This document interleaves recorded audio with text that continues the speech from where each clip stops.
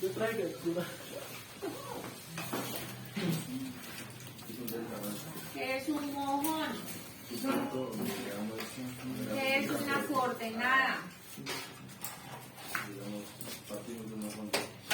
¿Qué es ¿Qué es el plano cartesiano?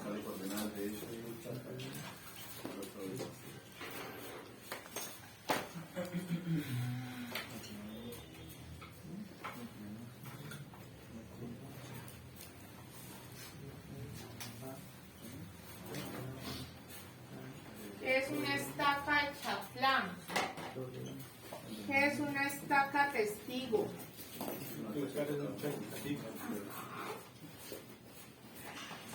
¿Qué es una estaca de punto?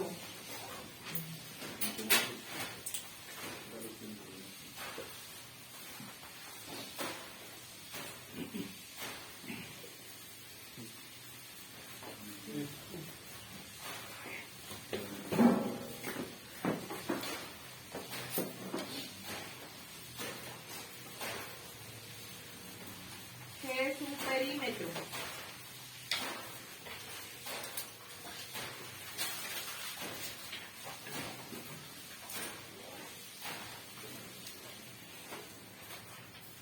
Y vamos a investigar un poquito sobre las unidades de medición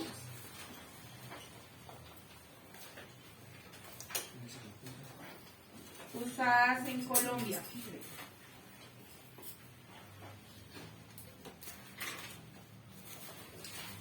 ¿Y qué no tiene que ver? ¿Cómo?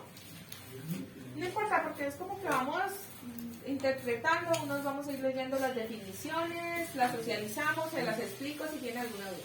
No importa. ¿Hay algún otro término que haya usado hoy y que no les haya quedado claro qué es? Para reforzarlo.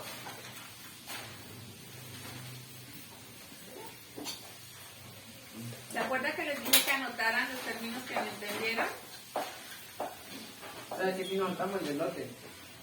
Ah, bueno, les dije. Ese Ustedes no me ponen atención. es el que nos saltamos. Vamos a hacer estos repaso de conceptos y terminando la clase vamos a terminar el ejercicio que hemos planteado planimetría de ángulos. ¿Listo? Para terminar con este ejercicio y sacarles como una notica. Tangente. ¿Tangente? Depende. Una tangente. Una tangente, pongámoslo así, en vías, como para que sepan en qué nos está hablando. ¿Cierto? Una tangente, pero respecto a vías. Porque la definición exacta de tangente, ¿cuál es? La tangente es aquella línea que pasa tocando solamente un punto en una circunferencia. O sea, esta es la definición geométrica de tangente. Una línea que pasa tangentemente a una circunferencia, pero que toca solamente un punto de la circunferencia. O sea, esta. Esa es la definición de tangente, ¿no? Geométricamente. Pero como lo estamos refiriendo a vías, la tangente es parte de un diseño dinámico. Es como se le conoce a las partes rectas del diseño dinámico. No, hablando de responsabilidad. ¿Cómo?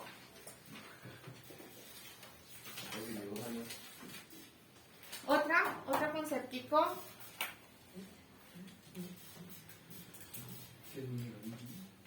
¿Qué dice la última?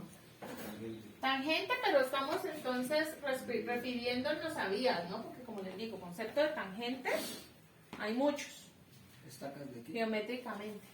Chaflán. Pero entonces vamos a hablar de tangente en vías.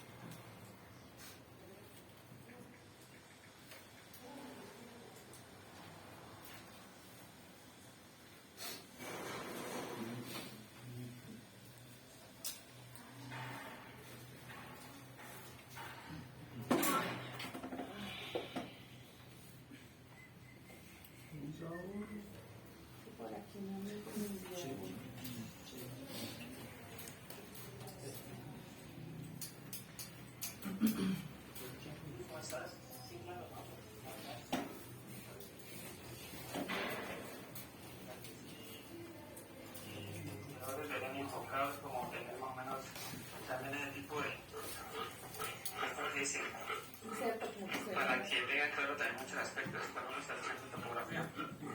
Que hay operarios que no respetan, digamos, las estacas, o sea, por ahí no vale nada, piensan que eso sigue poniendo otra vez. Entonces, pues más que todo esa referencia es como para los cortes de charlán, cortes de talud, digamos antes de cualquier excavación, pues hablar con el topo, preguntar, bueno, ¿sí me entiendes? Que estén enterados del trabajo que se hizo de topografía. Topo. Eso en la cuestión de materiales, como cortes, cuando son excavaciones, cuando son llenos, ¿sí me entiendes? Toda esa cuestión. Con los compactadores, digamos, que importa, pero cada caso tiene un proceso también, porque los manes a veces tienen un rendimiento que ponen una compactación a un plano, pues no van a abrir. Eso también tiene un proceso, digamos, de compactado para que ya después pueda compactar las sales. Sería como eso, en ese tema. Ya te toca profundizar y pues rellenarle como más conocimiento de esto. En términos profesores. ¿Algo más? ¿Un concepto más o arrancamos? Para llegar a este punto acá tengo que sacar todo el punto con Destaca el punto, destaca el punto. Destaca el punto.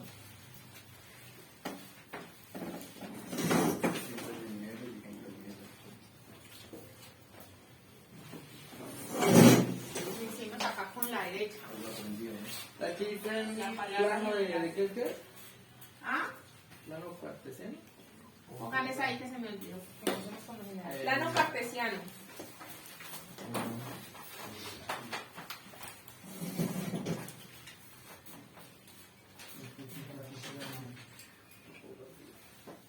Listo. Vamos con Juan Camilo Cleves. ¿Quién es Juan Camilo Cleves? Juan Camilo, entonces comencemos contigo, porfa, con la de topografía. Topo.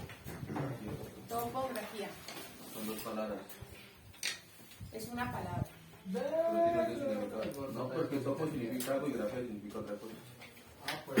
Topo significa tierra, terreno. Grafía significa. Y grafía significa la representación en dibujo, en palabra, definición en dibujo. Entonces algo así como dibujar la tierra, dibujar la forma de la tierra.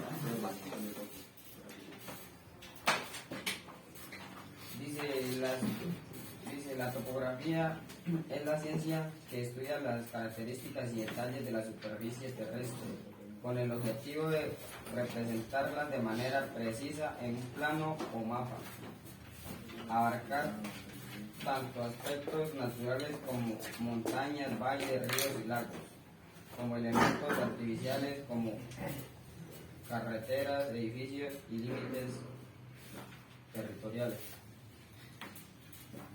Listo.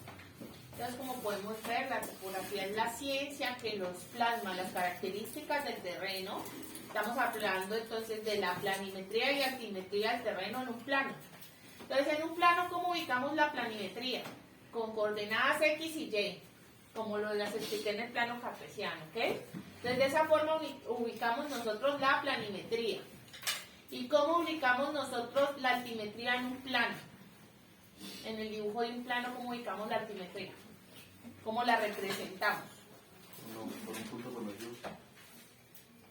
No. Les voy a dibujar un plano. Y a ver si me dan con el cómo representamos nosotros la altimetría en un plano. Digamos que este es un plano. Aquí, los planos tienen una marcheta. En la marcheta del plano, ¿qué se pone? La información del plano, ¿cierto? ¿Quién lo dibujó? ¿Quién lo revisó? ¿Dónde está ubicado? ¿Cómo se llama el proyecto? ¿De qué se trata el plano? Aquí todo esto es información. Nombre del propietario, del predio, tanto. Plano 1 de tantos, 1 de 10, los que sea.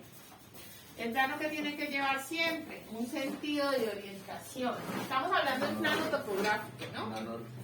Entonces el plano siempre nos va a mostrar a nosotros un sentido de norte, de orientación. ¿Qué otra cosa nos va a mostrar a nosotros el plano? Un sistema de coordenadas. Entonces nosotros vamos a manejar una cuadrícula en donde nos va a guiar esta cuadrícula y es la ubicación del plano. Lo vamos a ubicar en el sistema de coordenadas. ¿Listo? Entonces aquí nosotros ubicamos las coordenadas X, las coordenadas Y, lo que yo les decía. Entonces nosotros vamos a estar aquí en un lotecito que está, supongamos, en una vereda de Popayán. Digamos que sea este. Y por aquí va a pasar una vía. Digamos que es un lote que va a estar al pie de la vía. Y supongamos que por aquí tenga un arbolito, una construcción, que sea un lote casa, una casa lote. Y nosotros nos vamos a referenciar, le vamos a ubicar este lote con estas coordenadas. Entonces nosotros vamos a tener aquí unos numeritos. Supongamos que esa sea la coordenada 7 millones. Las coordenadas pueden ser cualquiera, ¿no? Lo que nos bote el sistema de referencia según de este lado. Y que esta sea una 10 millones. Y que la cuadrícula esté, qué sé yo, cada 100 metros. Entonces esta acá sería la coordenada 10 millones con 100 metros. Y para acá abajo el sistema de coordenadas para arriba aumenta y para la derecha aumenta. O sea que si aquí tenemos la coordenada 7 millones, aquí nuestra cuadrícula está de 100 metros por 100 metros. La siguiente coordenada que nos sigue es la 7 millones.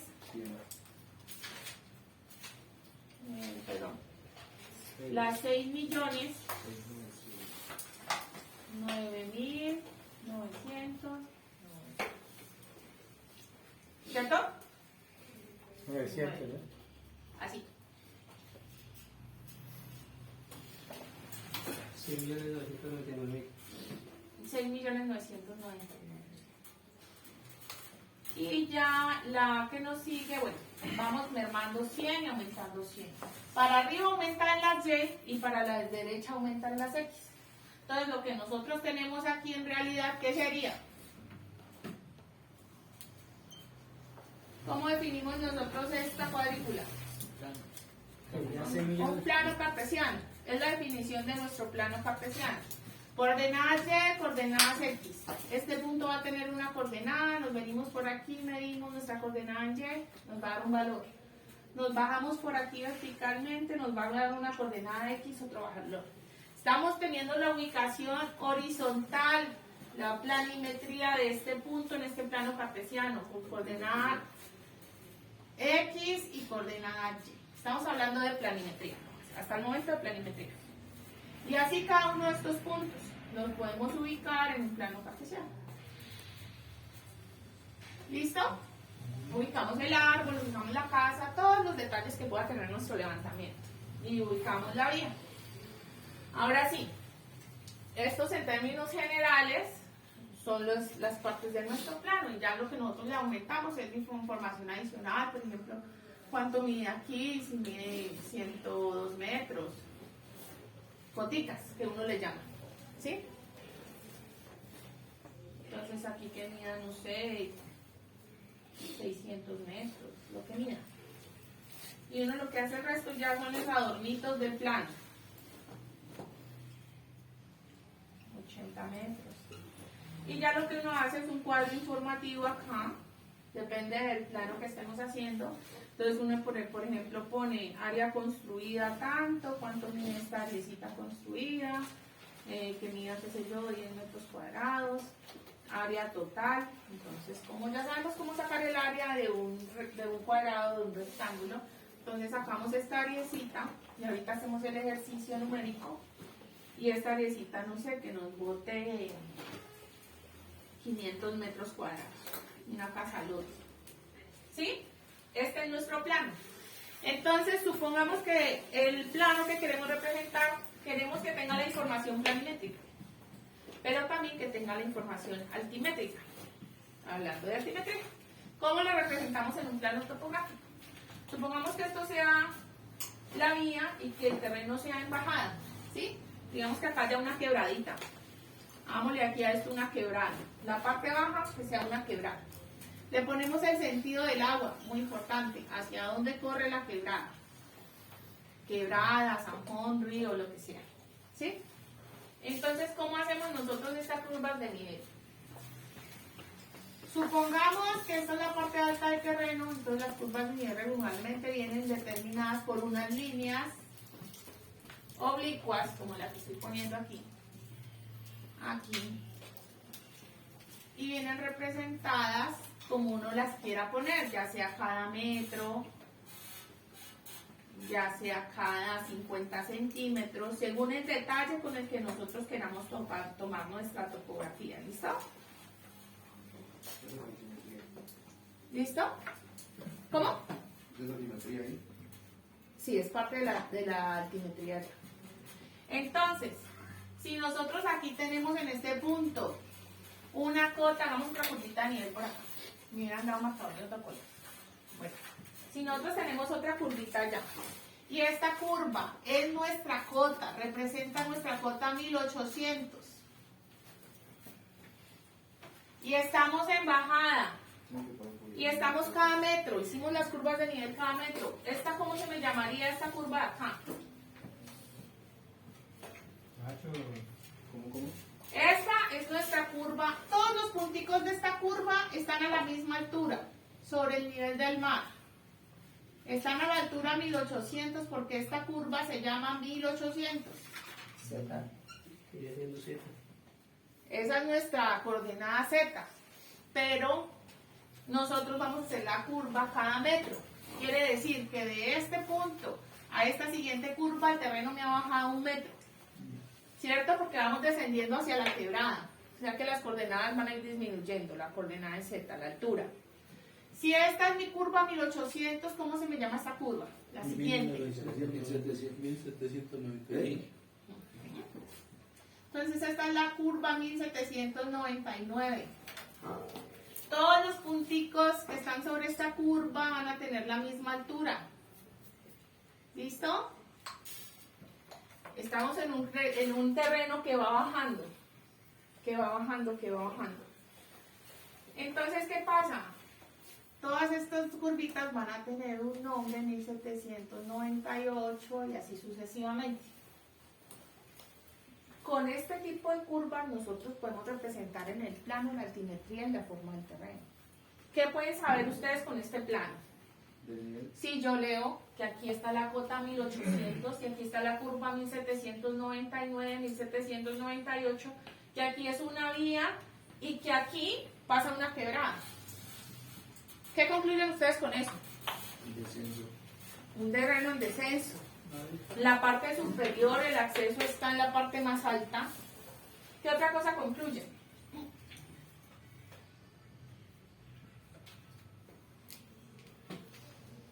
La curva, es muy importante tener sentido común. Una curva puede pasarme así por encima de la vía. Esta es mi vía, ¿no? ¿Puedo tener una curva así por encima de la vía?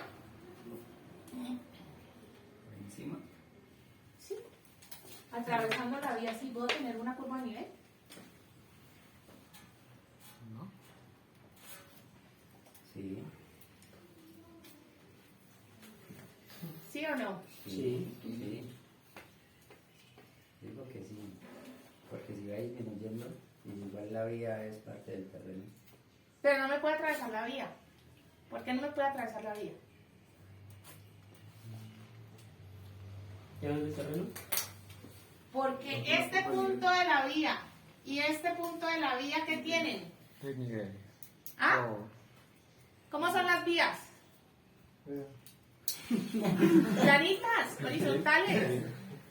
Yo no tengo una vía aquí al borde abajo y al otro borde de la vía, 1 metro más arriba de la vía.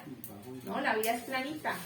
Entonces yo no tengo cambio de pendiente entre un borde en otro. Además de que estamos en un caso rural, no estamos en una vía donde haya chaflanes, donde hayan peraltes o bombeos, nada, no estamos hablando de eso. Entonces, este punto de un lado de la vía y el otro lado de la vía tienen la misma altura. O sea que nosotros no podemos tener una curva de nivel por el medio que nos defina el nivel entre este y este. No puede haber una curva de nivel pasando sobre una vía porque todo esto tiene el mismo nivel. Esto está a la misma altura. Este punto está a la misma altura de este del frente. La vía tiene que quedar libre, entonces. la vía tiene que quedar libre. La única opción de que hay de que una curva atraviese una vía puede ser esta. Que yo tenga mi vía aquí y que esta vía sea en ascenso, ¿cierto? Que sea una subida. Entonces mis curvas de nivel van a ser así, así y así. Entonces yo voy cuesta arriba y aquí voy a tener una curva 1800, aquí una 1800, casi la hago cada 10 metros, 1810 y 1820. Voy ascendiendo. Voy a tener siempre curvas atravesando la vía, pero nunca una curva así. Porque quiere decir que mi punto aquí está más bajo y mi punto aquí está más alto. Y una vía nunca es así. Este lado de la vía y este siempre van a estar al mismo nivel. ¿Me hago entender? ¿Y sí? Ahora les voy a hacer una representación gráfica de cómo se interpreta una montaña para que ustedes entiendan las curvas de nivel. Supongamos que ustedes conocen la tetilla. ¿A qué? La tetilla. ¿Sí? La tetilla es una montañita así en forma de teta, se llama la tetilla. ¿Sí? ¿Sí? Esa es la tetilla. Entonces vamos a representar la tetilla en forma dentro del plano cartesiano en forma de curvas de nivel. Entonces, ¿cómo vemos nosotros la tetilla dentro de un plano de curvas de nivel? La vemos desde arriba en sentido totalmente horizontal, viéndola desde arriba, y la vamos a ubicar de esta forma.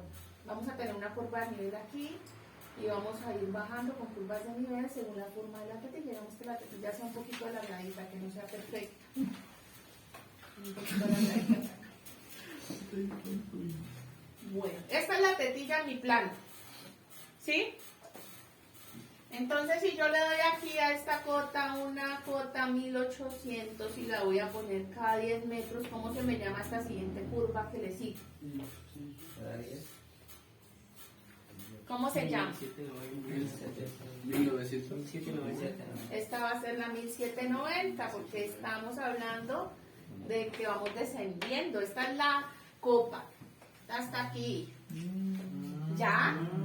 Y si vamos bajando, nos vamos alejando, vamos a ir bajando nuestra cota. Entonces después vamos a hacer una curva aquí, digamos. Va a ser esta, la 1790. Y vamos a representar después esta curva. 1780. 1770. 1760. Esta es la forma en que nosotros representamos las curvas de nivel. Y nosotros poniendo estas curvas de nivel en el plano, nomás con ver estas curvas y con la experiencia vamos a ver qué forma tiene el terreno.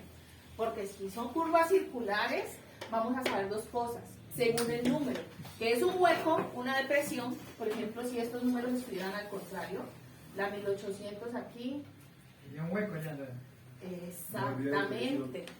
Entonces nosotros tenemos que tener en cuenta la forma de las curvas y no solo la forma, sino los números.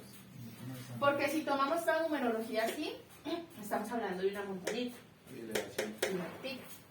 Y si tomamos las curvas al contrario, estamos hablando de una depresión, de un hueco. Entonces, de esa forma nosotros representamos la altimetría del terreno en un plano. ¿Sí? Bueno, esta es una forma. Ahora representemos la forma de una quebrada.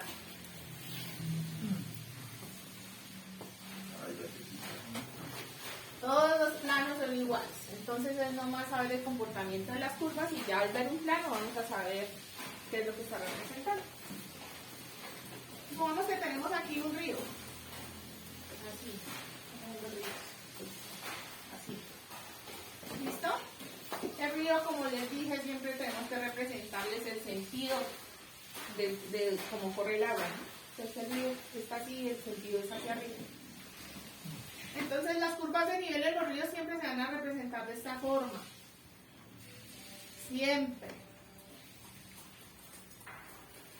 ¿Sí? ¿Por qué? La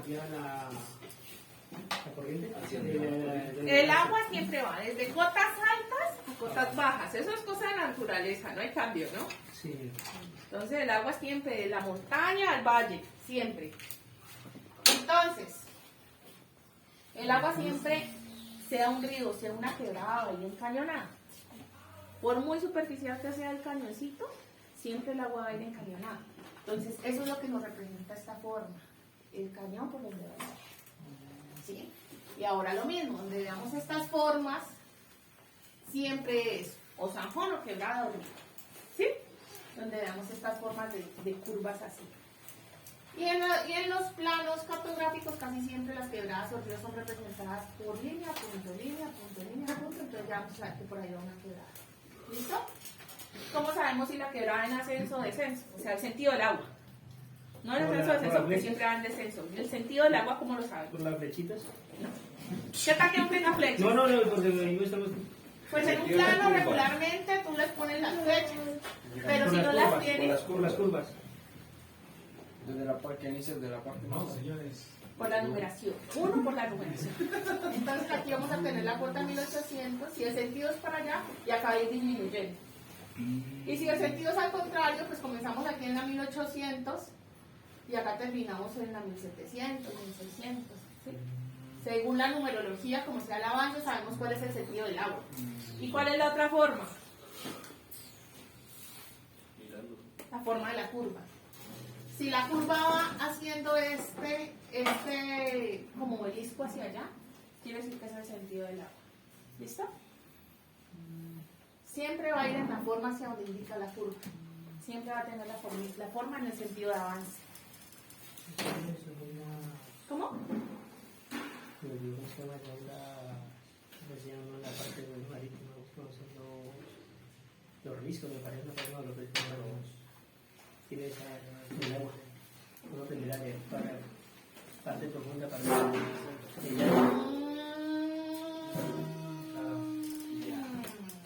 No me acuerdo.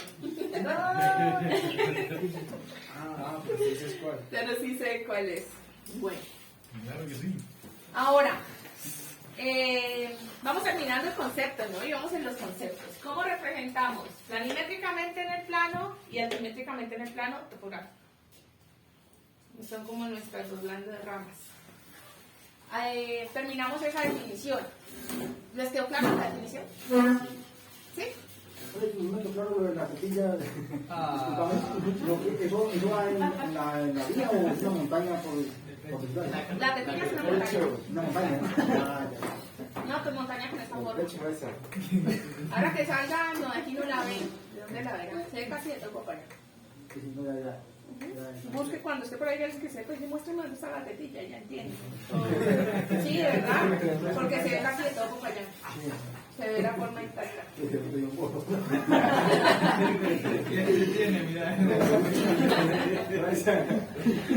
Bueno, vamos con la siguiente definición. No les da pena. Wilson Arley González. ¿Dónde es la que sigue?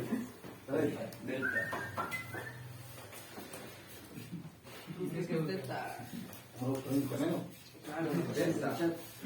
Ya instaló el chat. Con el malo.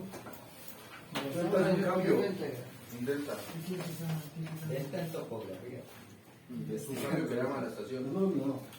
Ah, pero a mí me tocó. Un delta, ¿verdad? Ay, todo el mundo en internet ahora que es un delta. En topografía, ¿no? Siempre refieren a la topografía. Sí, porque no te sale. Ajá. Yo lo he hecho, pero no sé el... No, por eso. Bueno, sí, señores. Yo no sé si, bueno, yo creo que la mayoría aquí saben que son jóvenes. ChatGPT es una herramienta muy buena. No lo puedo. Yo la conocí hace algún tiempo por unas Más de los trabajos. no la conocí así lastimosamente, ya había acabado de estudiar cuando salió. Pero la conocí en unas capacitaciones del gobierno para unas ayudas para emprendimiento. Entonces las capacitaciones empezaron a dar las instrucciones para ChatGPT para ayudarnos a hacer todos los proyectos de emprendimiento con todos los pasos. Entonces nos facilitaba mucho y nos lo enseñaron fue para eso, para armar los planes que uno tiene que presentar en un proyecto para presentar a los ministerios para ayudas económicas. Entonces le ayuda mucho como a hacerle a uno el esquema de los trabajos escritos irle acomodando y recopila mucha información. Entonces le facilita de pronto a las personas que no tienen el conocimiento académico como gran ayuda para hacer cualquier gestión, no solo para hacer proyectos escritos, sino para hacer cualquier tipo de diligencia, por ejemplo un derecho de petición o por ejemplo una solicitud a alguna empresa, alguna entidad. Entonces facilita mucho a las personas que no tienen acceso, no sé, a pagarle a alguien para que les haga un derecho de petición o para que les haga un formato en toda la entidad donde usted va dice tráigame por escrito la petición de lo que quiera. Que porque me subió mucho recibo del agua. Entonces usted le dice a ChatGPT que le colabore, le da sus datos, le dice la petición que tiene que hacer a tal empresa y le facilita mucho la vida, no solo para lo que estamos haciendo ahorita o para hacer tareas. Vale. Yo lo busqué por Google porque la otra salía en otro idioma. Ay, no, ahí la entregué bien. No, salía en otro idioma. A ver. Arrégleselo porque le sirve a quien a él.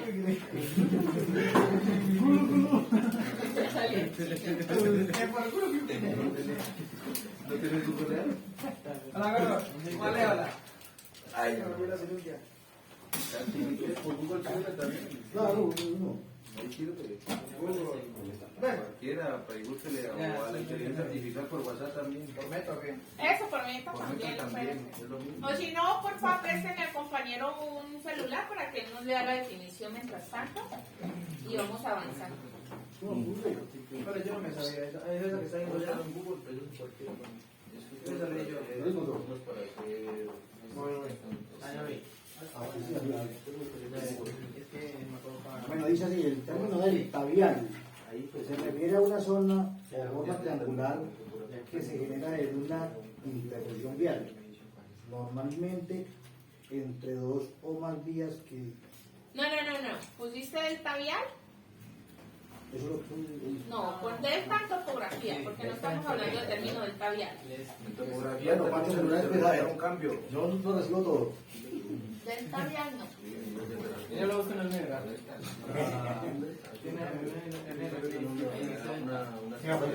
Bueno, bueno, comenzamos. En topografía, el término delta se refiere a un cambio o diferencia en la medición de una cantidad específica, como la elevación de distancias en ángulos. Sin embargo, en el contexto de la topografía, el término delta se utiliza comúnmente para describir delta, elevación, diferencia de altura entre dos puntos en el terreno, delta, coordenadas, la diferencia entre las coordenadas X, Y y Z entre dos puntos en el espacio.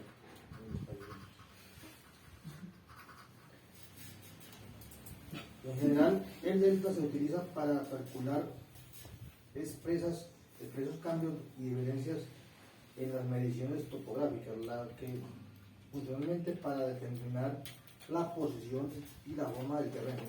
¿Necesita más información sobre más? La última definición es la más indicada para que lo buscamos en el término de topografía. O sea, el delta es un cambio de posicionamiento que nosotros hacemos o le llamamos al lugar donde estamos armados con nuestro equipo. ¿Sí? Y lo hacemos precisamente por eso, por cambios de geografía en el terreno, el que nos hace obligados a hacer ese cambio. ¿Sí? Entonces, supongamos, nosotros tenemos una vía, hagamos el caso con una vía. Nosotros tenemos esta vía.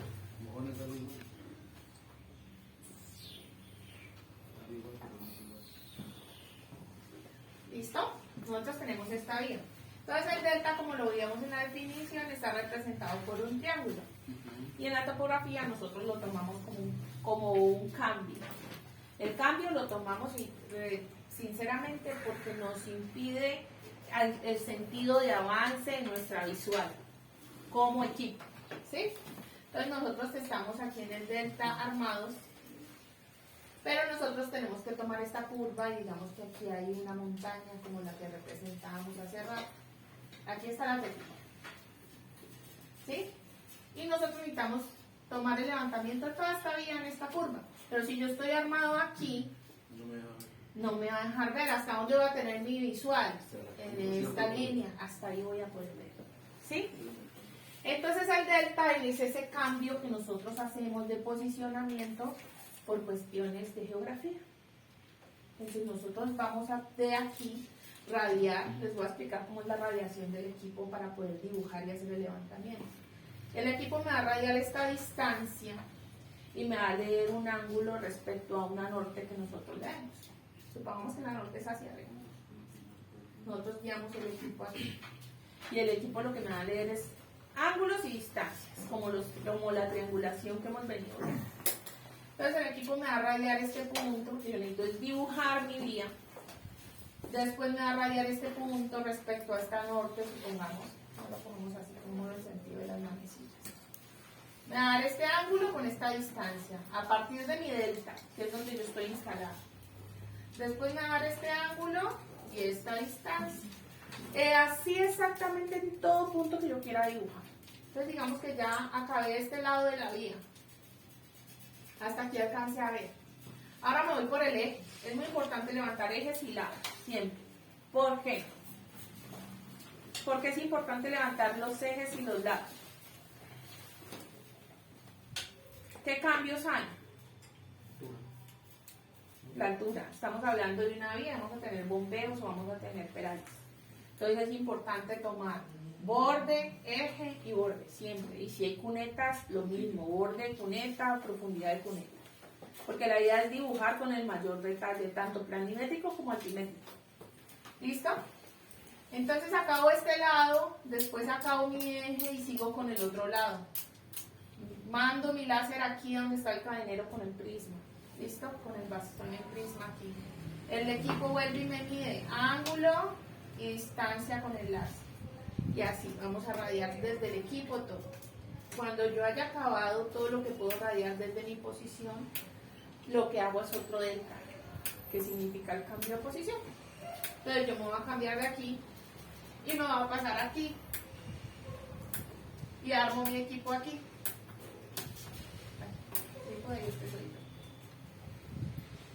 Armo mi equipo ahí. Entonces lo que hago es, de mi punto de estacionamiento, leo ese punto. Como leí todos estos puntos, así igualito, leo este punto, pero tratando de que sea con más precisión. ¿Listo? Entonces aquí ya no pongo mi prisma, sino que primero pongo mi estaca. Porque nada de estos puntos lleva estaca, ¿no? Las estacas, lo único que lleva estaca es donde los vamos a armar. Ponemos mi estaca, que es donde me voy a armar, si es estaca o es un mojón en concreto, en el caso que sea una estaca.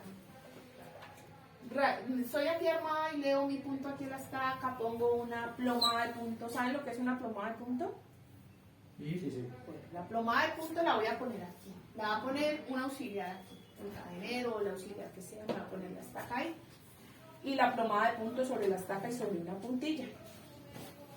¿Y qué me va a asegurar esa plomada? Que el ángulo que tome mi equipo sea el más preciso en el hilo de la plomada.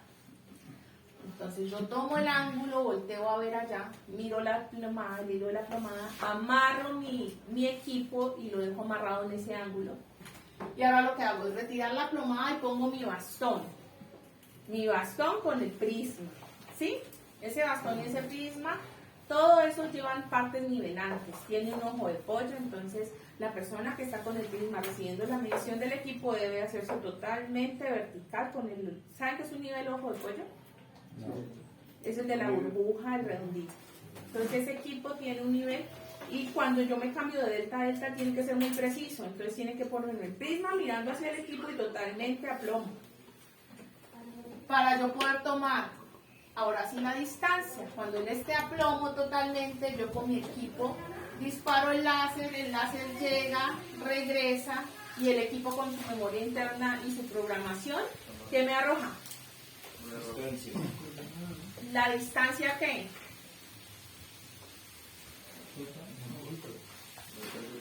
La distancia horizontal, que es la que quiero yo en el caso que estamos hablando de planimetría. Él lee todas. Él va a leer la distancia inclinada, va a leer el ángulo, va a leer la distancia horizontal. ¿Pero cuál me interesa a mí? La horizontal, en este caso planimetría. Entonces él hace todo eso en su memoria, en y la guarda. Pero ¿qué pasa? Como yo al armarme aquí, yo le di unas coordenadas X, Y y Z, ¿cierto? Y la amarré a una norte o a otras coordenadas X, Y y Z, que es lo mismo. Mi equipo queda amarrado.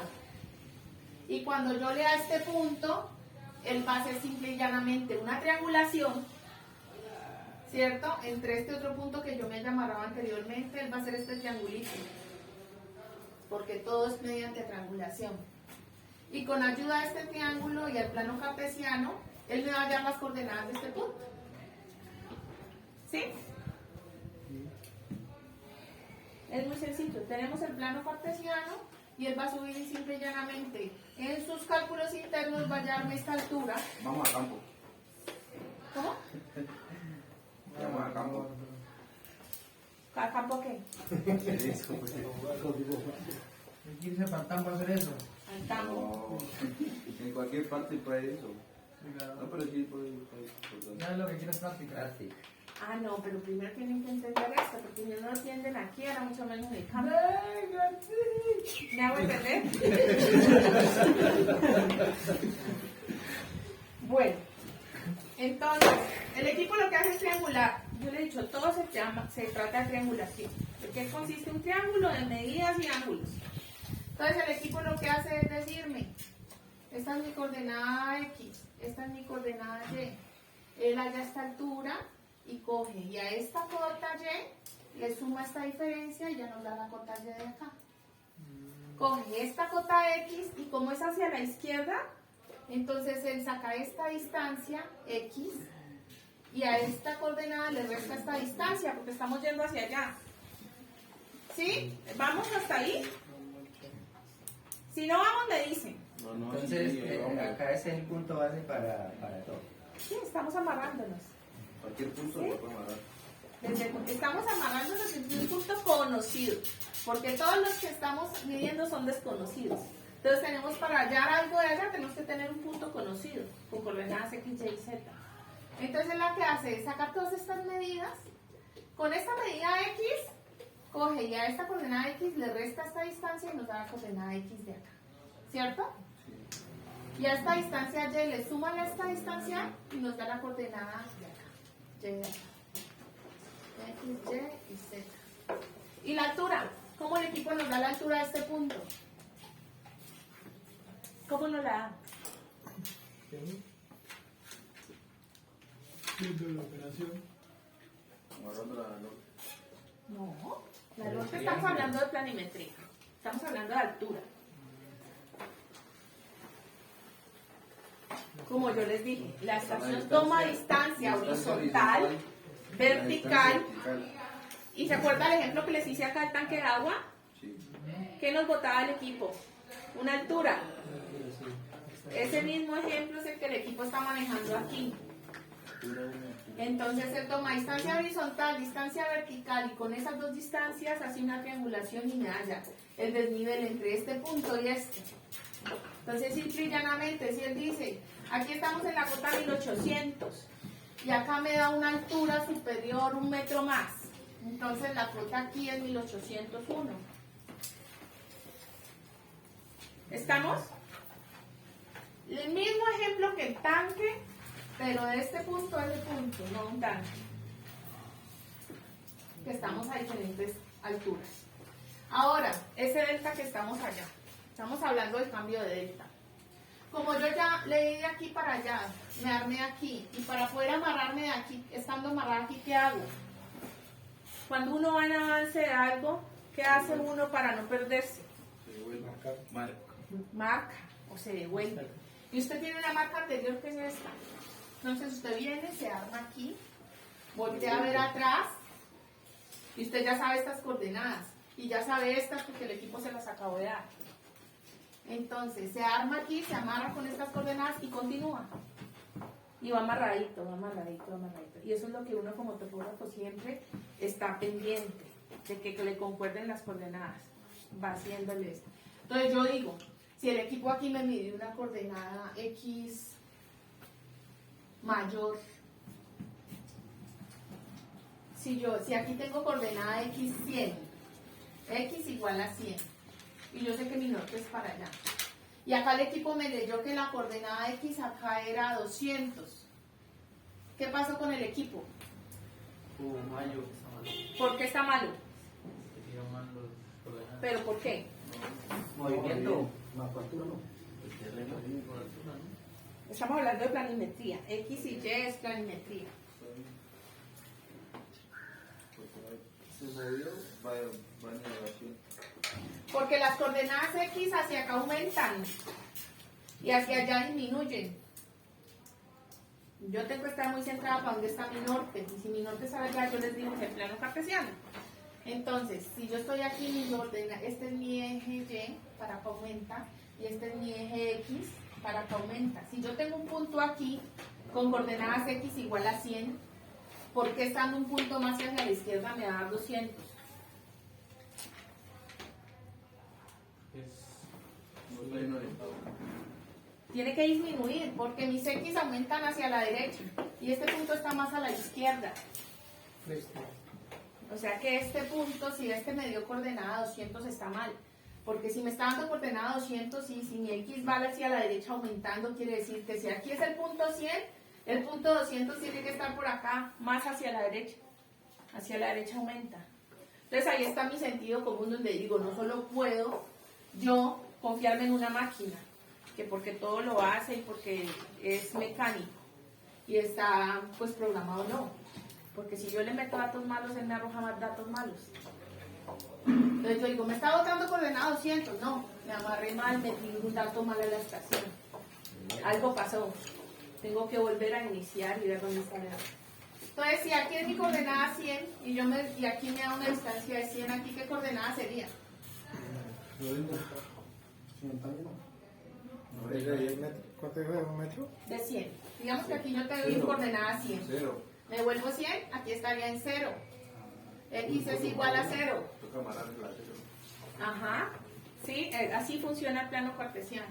Ahora sí, conozco aquí mis coordenadas. No importa, digamos que dieron 0, 10, 20.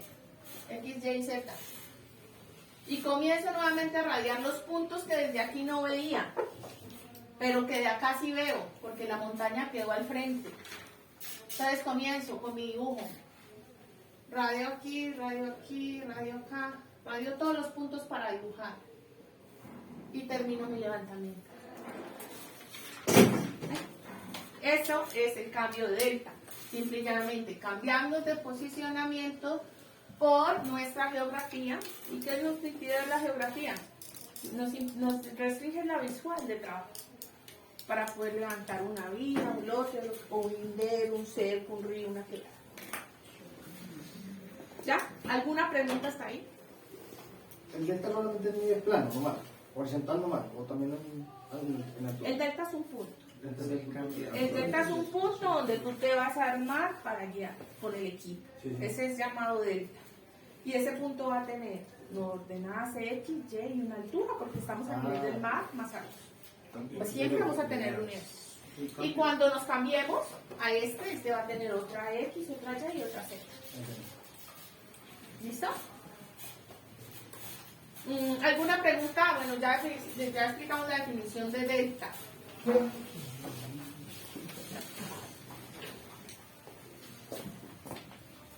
No se vayan todavía. Me vaya, hombre. A ver, la definición de delta. ¿Alguna pregunta de la definición de delta? Bueno, caemos rapidito porque si no digan, no, siguiente, porque necesitamos hacer el ejercicio. Siguiente. ¿Sí? O si no, dejamos el ejercicio para la casa. Yo creo que les queda mejor para la casa. Sí, porque así les puedo sacar una notica más estudiadita y que les salga algo bien. Sí. Y como ya tienen ChatGPT, bueno, siguiente definición. No tienen dudas, ¿no? Giovanni Joffre Rivera. ¿Cuál es? Giovanni Ayala. Mojón es un punto condensivo con... ¿Qué dice ahí? Mojón. Un hito.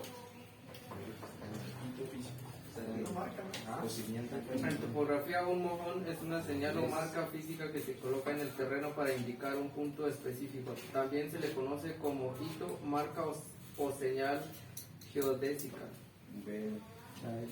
¿Qué es un mojón? Un mojón es un objeto generalmente de concreto, piedra, metal o madera que se instala en el terreno para marcar límites de propiedad, puntos de control geodésico, vértices de un poligonal, esquinas o linderos de terrenos, división entre municipios, fincas, países, etc. Características comunes. Suele llevar las inscripciones como coordenadas, nombres, números o siglas. Debe estar bien referenciado y registrado para que tenga validez legal o técnica. A veces va acompañado de un acta de levantamiento plano. Tipos de mojones: mojón legal o de linderos. Marca los límites de una propiedad privada o terreno. Bueno, el mojón tiene dos características. Una, que un mojón tiene nombre y apellido, ¿cierto? Lo que está diciendo. O sea, un mojón nos va a escribir un punto con su X, Y y su Z. ¿Listo? Con sus coordenadas. La segunda cosa que tiene un mojón es que debe ser un punto inamovible y un punto seguro de que los maquinistas no puedan remover y que tienen que tener mucho cuidado para no irlos a perder porque es la base de todo nuestro proyecto. Entonces, este puntico de los mojones es muy importante, ¿ya? Porque como les digo, es lo que nosotros utilizamos para amarrar nuestro proyecto y el cual trabajamos desde el inicio del proyecto hasta el final. Entonces, supongamos que nosotros tengamos un área de trabajo aquí, qué sé yo, una mina, una construcción. Nosotros vamos a estar trabajando en este sector de la obra. ¿Listo? Y yo voy a ubicar mi mojón en concreto en un punto donde esté más o menos seguro. Este es mi mojón. ¿Alguno ha visto un mojón? Sí. Tiene Bueno, este es el terreno. Este es el terreno. ¿Qué pasa si yo tengo El un mojón punto? es una estructura aquí en concreto. Entonces estamos viéndolo de una forma transversal, ¿no? Es una estructura en concreto y aquí regularmente uno le pone una marca de pozuelo aquí, en el centro, para identificar el punto. ¿No tiene código? Y uno lo Sí. nombra. Sí, Exactamente. Fred, ¿qué pasa? Yo llego a un terreno y no tengo un mojón o un punto conocido. ¿Cómo le doy ese punto al equipo? Punto de Yo sé que Bueno, hay una- según. Yo sé que hay una por allá, una antena por aquí, por el parque, parece el teatro, que es una antena que hay de ligar con los pues que se amarra ahí.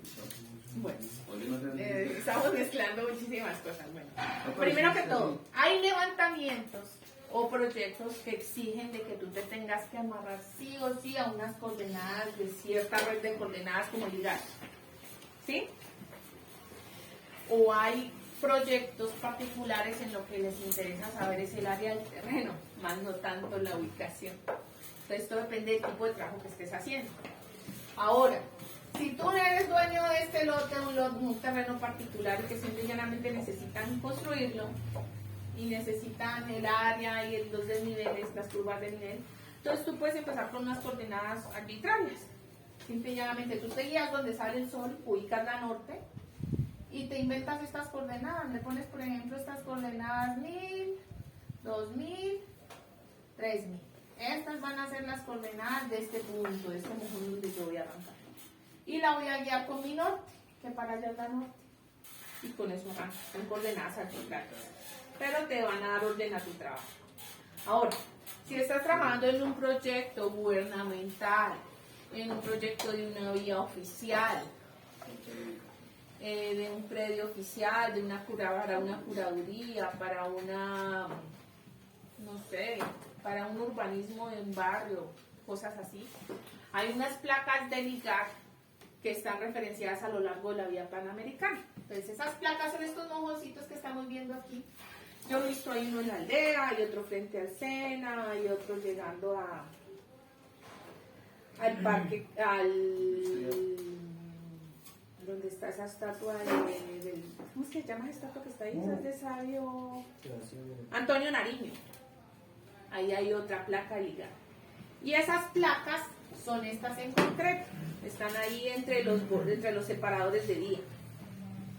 El IGAC, pues yo las tengo que las saqué hace mucho tiempo, creo que ahora hay que pagar por ellas. El IGAC tiene un sistema en una plataforma donde uno entra y esto está, digamos, GPS1, no me acuerdo cómo aparece, tienen un nombre. Y uno entra por internet y logra descargar cuáles son las coordenadas de esta placa. Entonces ahí el IGAC le va a decir, mire, de esa placa GPS las coordenadas son tales y tales y tales. Entonces si uno está cerca de una placa de esas, uno se amarra a una placa de esas para poderse ubicar en el plano cartesiano que está manejando el IGAC, que en este momento es unas coordenadas únicas nacionales, algo así se llama. Pero no es la única forma de georreferenciarse, porque si no tenemos una placa de esas cerca, estamos en una parte rural, pero nos exigen georreferenciación, ¿qué hacemos? Como dice el compañero. Entonces ya nos vamos y contratamos, o si tenemos un GPS doble frecuencia, o tenemos un aparato satelital, o un GPS normal. Entonces lo que hacemos es poner el GPS funciona satelitalmente, obviamente, con cierta red de satélites, y ubicamos las coordenadas de este punto y las coordenadas de otro punto. Y con 2 puntos, pues ya podemos guiarnos en un sistema de coordenadas cartesianas como el plano que vimos ahorita y arrancamos. ¿Algo así te saca de la duda? ¿Sí? Sí. Ahora, si estamos trabajando con equipos más sofisticados como el RTK o eso, ya sabemos que son con ciertas antenas y sistemas de trabajo de procesamiento de datos muy diferentes. Pero eso pues es que un par de coordenadas, 2 mojones tan rigurosos como esos cuesta como $1.000.000 el par. Entonces son para en realidad proyectos grandísimos o el que quieran pagar por ellos. ¿Listo? Pero aquí lo básico que estamos viendo es que el mojón tiene coordenadas X, Y y Z, tiene nombre y apellido, y se pone en sitios donde la hora no los vaya a mover. Porque ¿qué pasa? Ustedes como operadores de maquinaria están muy propensos a dañarlos. Y es muy importante en hora conseguir que estos puntos sean inamovibles porque son la base del proyecto. ¿Sí? Tener entonces mucho cuidado, mucha precaución con estos mojoncitos de concreto. ¿Alguna pregunta?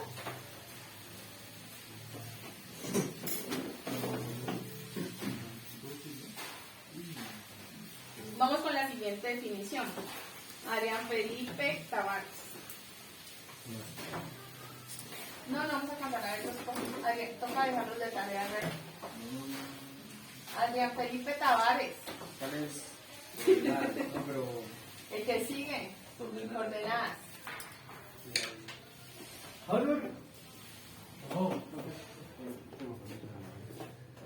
Bueno, es nomás terminar de las definiciones porque la otra clase ya es práctica. ¿Listo? Vamos a levantar todo el instituto, muchachos, me toman todas las áreas internas y externas. Ya, Dice, en topografía, una coordenada es un conjunto de números que representan la posición de un punto en la superficie terrestre. Las coordenadas topográficas suelen expresarse en términos de coordenadas gráficas y coordenadas planas. ¿Cómo dice eso? No, es que tampoco. Ah. Dice, las coordenadas topográficas son fundamentales para ubicar puntos de referencia y límites de propiedades, diseñar y construir infraestructuras, realizar levantamientos topográficos y mapeos, determinar distancias y ángulos entre puntos. Ya. Tenemos claro lo que son las coordenadas, ¿cierto? Yo creo que hemos hablado ya demasiado. Julián David Dante. El siguiente, plano cartesiano. ¿Todos firmaron esta? Chicos, que se fue la primaria. Yo no firmé. Vayan y vaya Cristian, por favor, dándome la siguiente definición. Cristian, David, ¿quién es? Ah, ok. ¿Va a ser por ese código? ¿Ah? ¿No se va a aplicar con ese que trajo? El compañero. Pues es que quería empezar práctica por esto, me va a tocar para la siguiente clase. ¿Tienes un ¿No alcanzó el trompo ahorita? Ajá. ¿Tienes el número? Sí.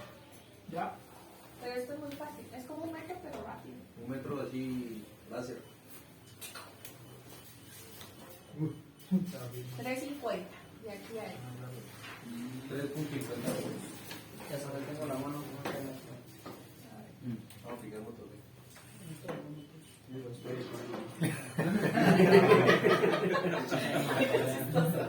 Tienen como el gato. 3.25.1.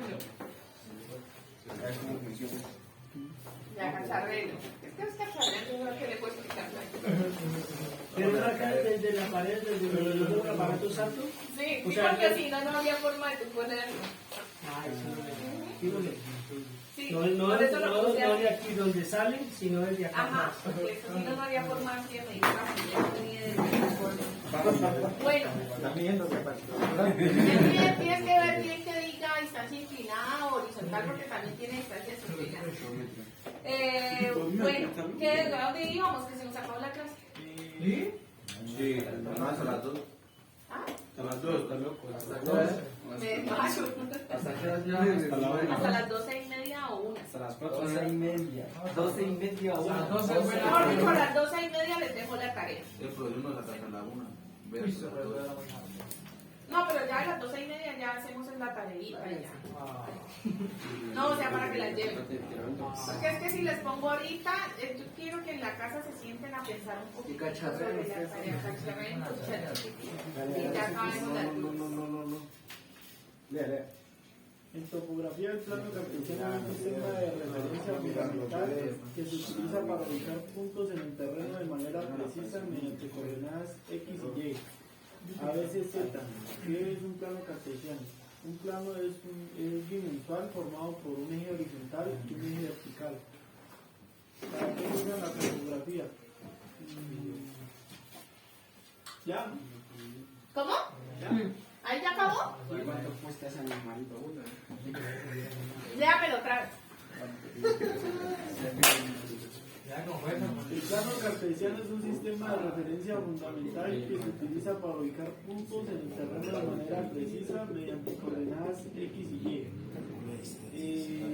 En un plano bidimensional formado por un eje horizontal que es X y un eje vertical que es Y. ¿Sí? Exactamente, representación del plano cartesiano. Representamos puntos con coordenadas X y coordenadas Y. A veces coordenadas Z. Z estamos hablando de una forma tridimensional cuando tenemos X, Y en el plano y subimos como hacia verticalmente otro eje que va a ser el Z que nos da la altura, viéndolo tridimensionalmente, ¿sí? Como si este fuera el eje X, este línea el eje Y y la Z esta que sube, que nos da la altura. ¿Ya? Listo.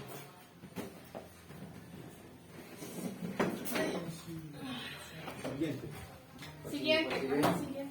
¿Qué dice en la lista? El siguiente en la lista, por favor. Estacas de Chaplán. Aquí dice Darwin Alexander. Buenísimo, paisita. ¿Es el que dice? Ay, Dios mío. Sélimo. El siguiente, por favor, que es que se nos acaba el tiempo. Voy yo. Estaca de Chaplán. En topografía y estructuración, las estacas de Chaplán se refieren a estacas o marcas que se colocan en los bordes de una carretera, camino o terreno para indicar el límite o la dirección de la pendiente. Término chaflán se utiliza en algunos países de América Latina para describir la inclinación o pendiente de un terreno o superficie. Las estacas de chaflán ayudan a los topógrafos y constructores a delimitar áreas de trabajo, indicar pendientes y niveles, guiar la excavación o relleno de tierras. Listo. Entonces las estacas de Chaplán lo que nos van a nosotros a interpretar es donde terminan nuestros cortes o terraplenes, ¿sí? De nuestros movimientos de tierra. Entonces, ¿en dónde podemos encontrar nosotros estacas de chaflán? En un talud. ¿Dónde irían puestas las estacas de chaflán del talud? Irían puestas en el terreno natural, pero ¿qué puntos del talud nosotros indicaríamos? Arriba. Base y altura. Regularmente uno le llama pata y corona. ¿Pata Y corona. corona? Y la corona es la parte La de arriba. Entonces, esas estacas de chaflán lo que hacen es identificarnos esos puntos donde tenemos ese cambio de entre corte y terraplén, o hasta donde debemos llegar con nuestro corte en los taludes. En la parte superior del talud de corona y en la pata, que es la parte superior. Regularmente es. ¿Listo? Niño. Vamos con el siguiente en la lista, por favor. Hugo Palacios. Son estacas. ¿Qué son las estacas testigos? Son estacas auxiliares que se colocan cerca de estacas principales para identificarlas, protegerlas o servir como referencia. Su función es ayudar a localizar o recuperar las estacas principales en caso de que éstas se pierdan o se muevan o se dañen. Bueno, regularmente las estacas testigo son aquellas que nos dan, uno, ubicar la estaca principal o de punto de forma rápida, y dos, que nos dan información sobre esa estaca de punto. Por ejemplo, ¿qué es? Si una estaca de un delta, o detalle, o de una referencia, o algún detalle de nosotros para una estaca de chaflán, por ejemplo. Entonces nosotros podemos tener, ¿tenemos nuestra estaca de punto? ¿Ahí? Sí. Bueno, esa ya no la busquemos. ¿Por qué? Porque se los voy a explicar en esto. Siguiente, Ana Ordaza. Nosotros tenemos nuestra estaca de punto, que es una estaca pequeña, prácticamente a ras del suelo natural, ¿listo? Esa es nuestra estaca de punto. Esta puede tener una puntilla si es de armarse o si es de referencia nomás la estaca. Y nosotros vamos a tener una estaca que sería esta, la testigo, en donde nosotros ponemos, por ejemplo, kilómetro 0 más 120. ¿En qué axisa vamos? ¿En qué axisa nos representa esta estaca de punto? El nombre. O si estamos hablando de altura como una estaca de chaflán o de limitaciones, o una estaca para corte o terraplén, lo que vamos a tener es menos 10.20. Nos bajamos de este punto para abajo tanto. O tenemos más 2.20. De este punto nos subimos en relleno 2 metros 20. ¿Listo? Son estacas de punto y testigo. Nos dan información o nombre de la estaca. ¿Listo? Ay, Dios. Siguiente, Ana Ordaza. Orlando Guerrero. Ana Ordaza. Perímetro. Ana Ordaza. Orlando Guerrero es aquí. ¿Cuál es el que sigue? Perímetro. Orlando Guerrero. Perímetro. Bueno, dice ese sello perímetro. Es la suma de la longitud de todos los lados. La suma de la longitud de todos los lados. Sí, exactamente. De una figura geométrica se mide en unidades de longitud, en unidades de longitud como metros, centímetros, etc.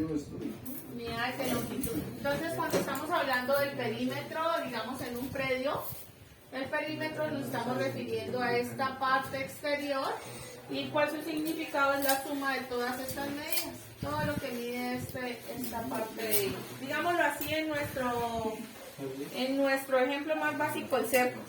¿Cuánto mide el cerco? Cerco. O la cerca. Bueno, unidades de medición usadas en Colombia. ¿Quién sigue? Diego.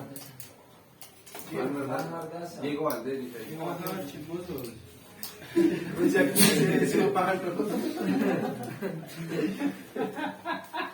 No mentira, sigue.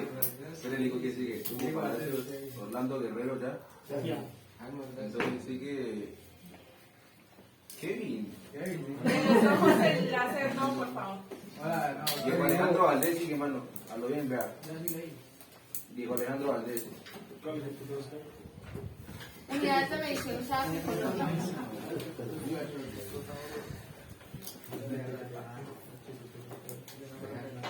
Dejar el distancia.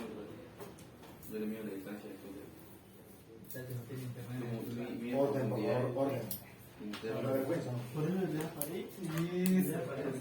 Tienes que disparar.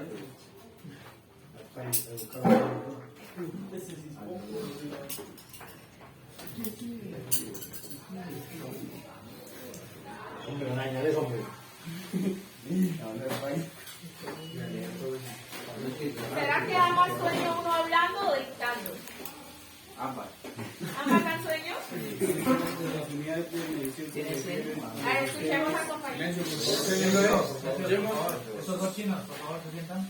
las unidades de medición se refieren a los sistemas estandarizados que se usan para Hagan silencio. Cuando uno se levanta, habla más. Ah, que está cargando. Bueno, empecemos. distancias, ángulos. Las unidades de medición se refieren a los sistemas estandarizados que se usan para cuantificar distancias, ángulos, áreas, alturas y otros elementos en los levantamientos topográficos. ¿En Colombia le pusiste? Bueno, las unidades de medición para Colombia están dadas en unidades de medida en metros. Entonces nosotros todavía centímetros, metros, kilómetros, todo referente a metros. Pero en Colombia nosotros estamos un poquito todavía pues a lo gringo, ¿cierto? Porque los metros todavía están en pulgadas, los tornillos vienen hechos del extranjero en pulgadas, en otras unidades de medición. Pero la idea, sistema universal, es que todos hablemos de metros.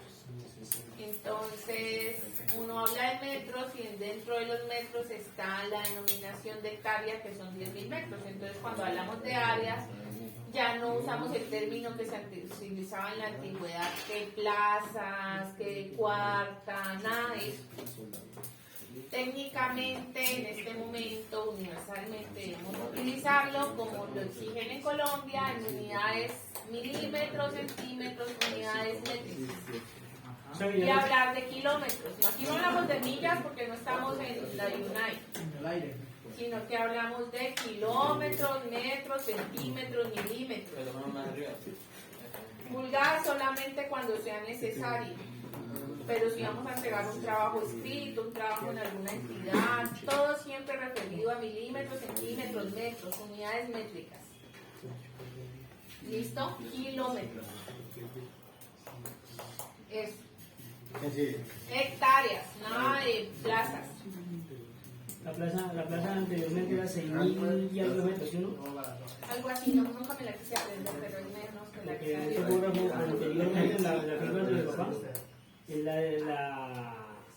la pasó sobre plazas y ya después la volvimos a pasar eso y nos pasaron de la falla que usted dice.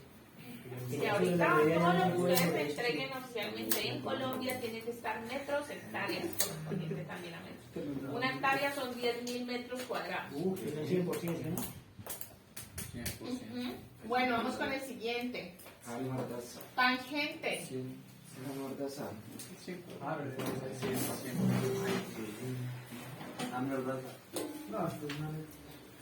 Tangente en una curva pro. Una línea que toca una curva en un único punto sin atravesarla. Envías. Ah, ya. ¿Envía? No, prueba, aquí sale que una línea que toca una curva en un único punto sin atravesarla y formando un ángulo nulo en ese punto. ¿Envías? ¿Ah? Un tramo recto de la carretera. Bueno, les voy a explicar cómo funciona una vía. Borremos esto. Manera diferente con otro piso. Ah, Una línea que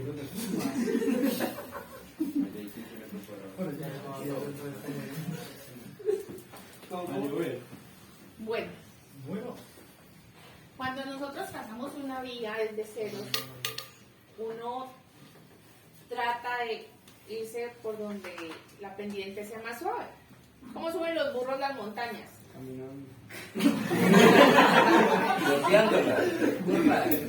Por eso son burros.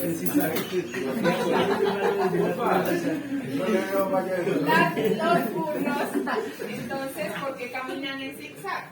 Porque ellos pues tratan de hacer el camino más fácil y, entonces, y eso incluye caminar en pendientes bajas, entonces por eso ellos caminan en zigzag. Y es el principio básico con el cual comienza el diseño de vías.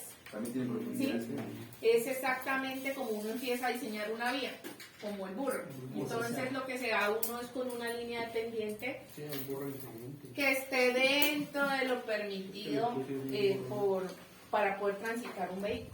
¿Sí? Entonces, supongamos que uno tenga curvas de nivel así, ¿sí? Y así. Entonces estas son curvas de nivel, puede ser ascenso, descenso, no importa. Entonces uno lo que trata de hacer es trazar la vía en sentido de que la pendiente sea suave. Pero al irse uno de un punto a Popayán, de Santander, pues un poco de curvas. Entonces uno lo que hace es tratar de prolongarla más. Entonces uno coge y se ciña a esto, pero entonces las hace más larguitas, así. ¿Listo? Lo que hace uno es como irse por el mismo trayecto que cogió el burro, pero entonces las hace más largas. Estas líneas largas son las que nosotros vamos a llamar tangencias. Líneas de tangente. ¿Listo? Y sobre estas líneas de tangente, nosotros vamos a encontrar estos vértices, que sería vértice 1, vértice 2, digamos un vértice 3. Y sobre esos vértices son los sobre nosotros vamos a ubicar las curvas. Entonces nosotros ponemos aquí una curva a la izquierda, una curva a la derecha y una curva a la izquierda. ¿Sí? Entonces, esta es nuestra tangente inicial, pero al nosotros ubicar las curvas, nuestra sección tangente va a ir de donde termine la curva hasta donde inicia la otra. Esta va a ser nuestra tangente, donde termina una curva hasta donde inicie la otra. Hay tramos donde no vamos a encontrar tangente, sino que nosotros lo llamamos curva contra curva. Entonces es donde, digamos, no hay espacio tangencial, sino que en este punto acaba la curva y en el mismo punto inicia la otra. Pero eso solo se ve cuando hay cambio de sentido. Primero una curva derecha y después una curva izquierda. ¿Listo? Esas se llaman entretangencias. De curva a curva, de curva a curva, o el punto de inflexión donde hay curva contra curva y no encontramos tangente. En estas curvas ya les expliqué cómo era la transición de peraltado y la transición de bombeo en tangentes. ¿Listo? Entonces, ¿qué es lo que hace el topógrafo? El topógrafo nos ubica este eje cada 10 metros. El eje de la vía. Cada 10 metros le ponen hasta aquí. Y después les va a ubicar el borde de vía. Entonces se coge transversalmente la vía y coge una estaca aquí de borde de vía y otra acá. En toda la vía hace lo mismo. ¿Listo?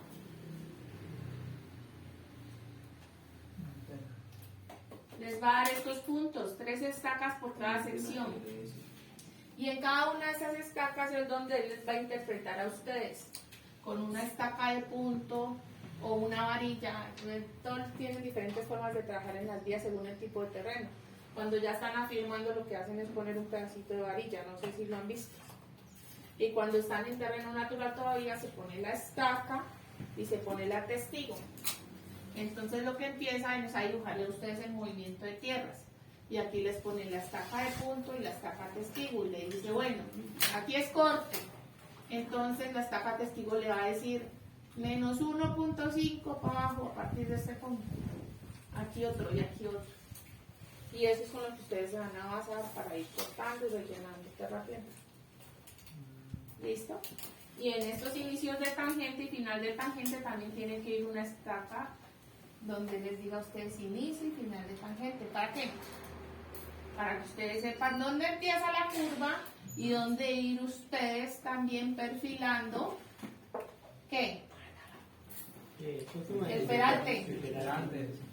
Todo esto lo tienen que tener ustedes en cuenta para saber dónde empiezan a perfilar el peralte y dónde terminan de perfilar el peralte. A la entrada y a la salida de la curva. Y dónde vuelve a iniciar la tangente para que vuelvan a bombeo. Y todo esto tiene que quedar perfilado en la subrasante, que es lo que ustedes están perfilando. ¿Listo?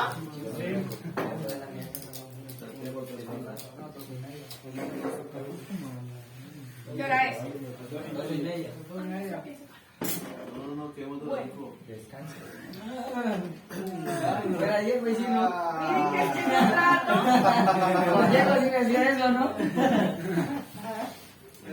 Yo trato, pues apenas si se aburre. Pero yo trato de darle como lo esencial a ustedes y no darles los que no necesitan. Vamos a ver, es muy importante. ¿Listo? No, claro, muy importante. ¿De qué dice Célimo ahí? Bueno, no está en la carrera equivocada. Bueno, no. Bueno, está en la carrera equivocada. Célimo dice que el tema está bueno. Entonces, ahora sí vamos con la tarea. Saquen la hojita, muchachos. No, la tarea es muy sencilla. Es más, se las voy a ir, no pueden ir vaina para se las voy a editar. Entonces, la tarea es dibujar. Una carretera. No, no es más sencilla para que estamos en planeamiento. Un polígono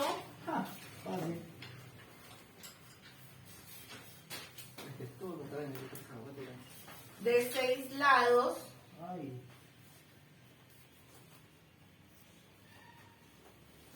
con medidas superiores a 20 metros.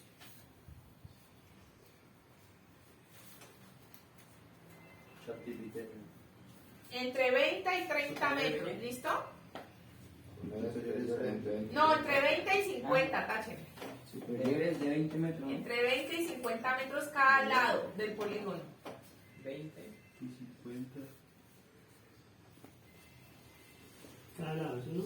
Cada lado. Lo dibujan. Y punto número 1. Sí. Primero dibujarlo, ahora sí que vamos a hacer con el dibujo. Punto número 1. Hallar los ángulos de cada uno de sus vértices. Hallar cada uno. Hallar los ángulos. ¿Hallar cada uno de qué? No, hallar los ángulos de Cada cada uno de sus vértices.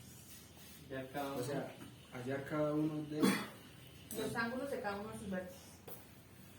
No. Ahorita les explico, ustedes Hallar los puntos de sus Hallar cada uno de los ángulos. Hallar los ángulos de cada uno.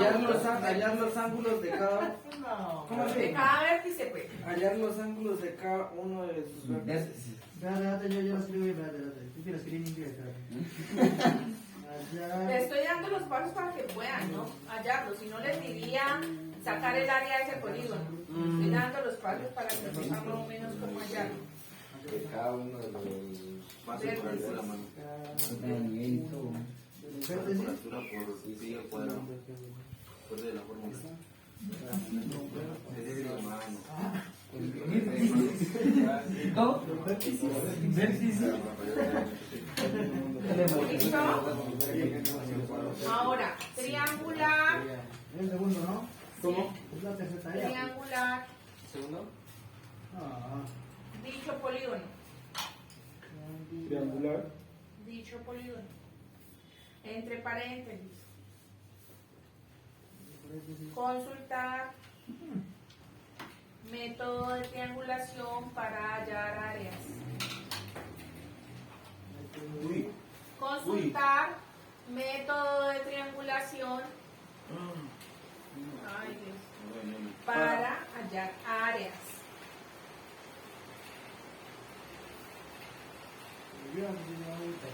¿Listo? Calcular sí, las longitudes. Sí, las longitudes de los triángulos resultantes de la triangulación. Calcular las longitudes De los triángulos resultantes en la triangulación.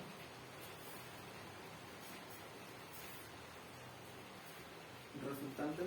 De la triangulación. Triángulos resultantes. De la triangulación.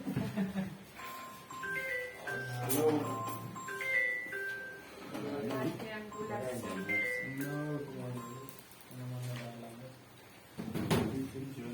¿Listo? Ahora, sacar áreas de cada uno de los triángulos y sumarlas. En resumidas cuentas, esto es lo que los pasos que tienen que seguir, pero después consultan. ¿Sacar cada qué? Cada una de las áreas de los triángulos y sumarlas. Eso les va a dar el área total del polígono. De las áreas de los triángulos. Sacar cada una de las áreas De los triángulos y sumarlas. Eso les va a dar el área total. Ahora, les doy una instrucción. Tómenla o déjenla. Para hacer eso tienen que consultar seno, coseno y tangente. ¿Consultar? ¿Para consultar? Claro, es que eso lo van a necesitar, pero a la hora de la consulta les va a aparecer eso. Seno, Por coseno, medio de seno, coseno y tangente del ángulo. Como me hizo recordar hace un año. Consultar seno, coseno y tangente. Pero, gente. A ver, les doy una explicadita más o menos. Bueno, ustedes van a dibujar su polígono. X. Última. Hacerlo en escala. Son 100, 50.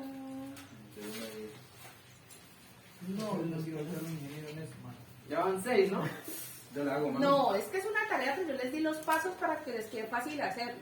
Yo la hago, O mano. si no les hubiera dicho, dibujen un polígono y encuéntrenme en el área con sus cálculos. ¿Hacer qué? Son dos pasos. ¿Hacerlo en escala? Dibujarlo en escala.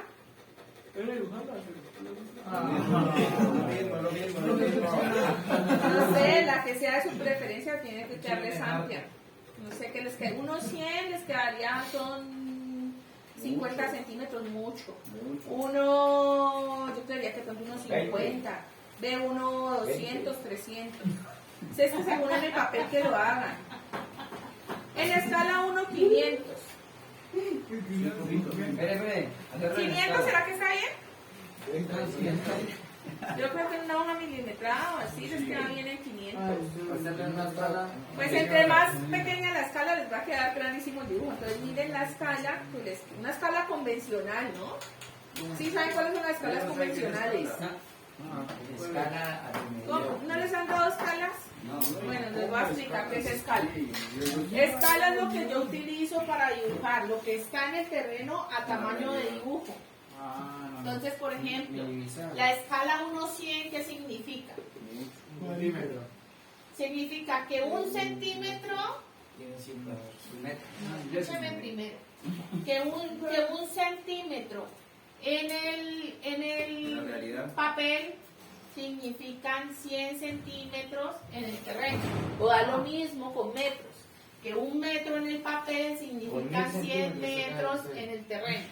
Entonces así lo que está grande realmente en el terreno, en el plano, uno lo dibuja en el papel, algo pequeño pero proporcional. Serían 10 cuadritos. En el colegio no la hice. ¿De una 1000, sí, o 100? 500 es bien. Entonces, en las escalas, no sé... No, 10 cuadros con 10 metros. Entonces, entre la escala sea más pequeña, el dibujo les va a quedar más grandísimo. Por eso los planos, digamos, ya el tamaño de Colombia son escalas 30.000, 40.000, 50.000. Entre el número sea más grande, quiere decir que abarca más terreno en un dibujo más Entonces, pequeño. ¿cómo lo hacemos entonces?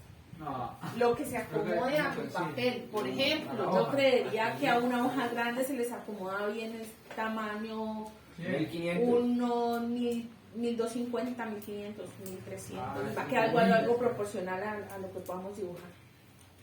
¿Alguno tiene acceso a escala? ¿Tienen de pronto acceso a una escala?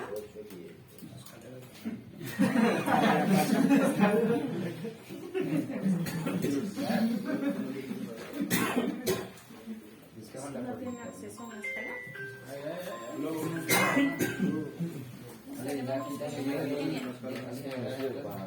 Porque la escala 1:100 se puede medir con regla, ¿no? O sea, es 1 centímetro.